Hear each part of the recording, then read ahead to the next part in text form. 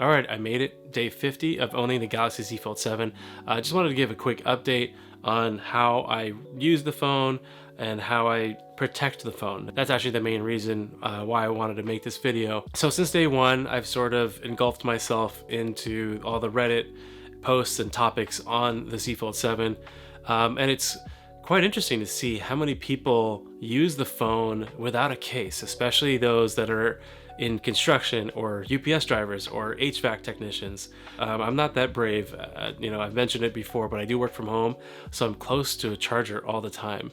And I'm usually around soft surfaces versus abrasive surfaces where those folks work in. I probably bet that 90% of people still throw a case on their phone, especially something like this. I understand, I get it. It's very expensive. It's not exactly the cheapest device out there.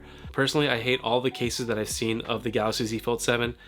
Even the Pitaka case isn't complete since they only provide protection for the rear. There's no front part of it, which I find kind of odd. I know it's one of the slimmest cases out there, but I still prefer to rock it bare. So I'm probably one of the few people that are risking dropping this thing and damaging it by not putting a case on it. Like I said, I love the phone bare. It's just easier to hold. It's so slim. It's just a beautiful piece of hardware that I don't want to cover up. And Samsung did a really great job with this design this year. So I just wanted to be able to hold it the way it was intended. With that said though, I'm pretty mindful of when and where I take out the phone. It's very different from indoor and outdoor. So I came up on this thread on Reddit about a Z Fold 7. So this guy just got it and he posted it and he was wondering what kind of case options there were, even though he wasn't much of a case guy. So there were a lot of pictures in there that showed their caseless, people's caseless Z Fold 7s and what they put on there. And I've shared a photo of mine and I did get a couple questions of, oh, what do you have on there? What kind of vinyl is that? So this video is about sort of showcasing that. Firstly, we'll talk about the vinyl. It's not a slick wrap, it's not a dbrand skin. It's just a cheapy $9-10 vinyl on Amazon. I'll put all the links down below, by the way. It kind of has this carbon fiber texture on it, which is really cool. I've had it for about 3 weeks now and I've had no problems with it whatsoever. It doesn't bubble and it's just pretty to look at. All right, so before I talk about the next layer of the backside of this, I do use this OSnap 4Lux phone grip on the back of the phone. In the past, I've tried applying just the phone grip on the vinyl itself, and the adhesive wasn't strong enough.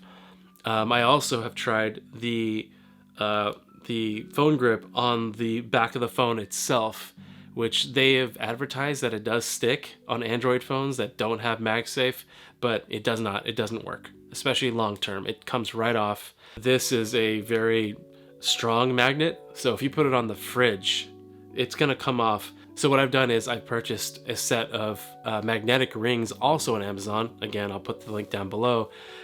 First, and I think it uses 3M adhesive, so it is pretty strong stuff. And then I put the OSnap phone grip on top of that. So if you can kind of see it, I don't know if it'll show here. It's still really thin. It's still really thin.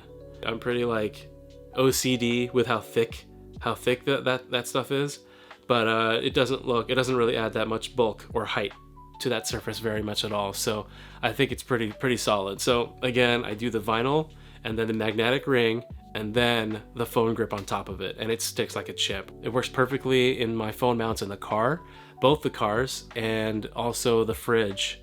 So this is a win setup for me. On the front side, I'm also rocking a privacy screen protector. It's a glass screen protector. It's one of those ones where I call it like the ATM vibe. At about 30 degrees on the left or right, you can't really tell what it is. It sort of blurs and darkens. See? The glass screen protector I picked up on Temu. I looked on Amazon, I looked on Temu. I'm someone who always searches for a good deal, and just to remind everybody, sometimes when you see something on Amazon, it is marked up 2 to 3 times more than it is on Temu. So it's down to the product photography, it's pretty much the same thing. So for me, the privacy screen shield, I got it, I think it was a 2 or 3 pack for about $3.50. On Amazon, it was a lot more. As long as you don't mind waiting 7 to 10 days, you're good to go. So anyway, just wanted to make a quick video showing my caseless Fold 7 setup. Is it protected from falls? No, not at all. But is it sexy and sleek? Yeah, very much yes, and that's totally worth it for me. This is going to be my main phone for a little while, so if you have any questions about what I just talked about, or if you want to see more Fold 7 content, please let me know in the comments. Do you have a caseless Fold 7 setup, or do you have any other phone that you're rocking caseless?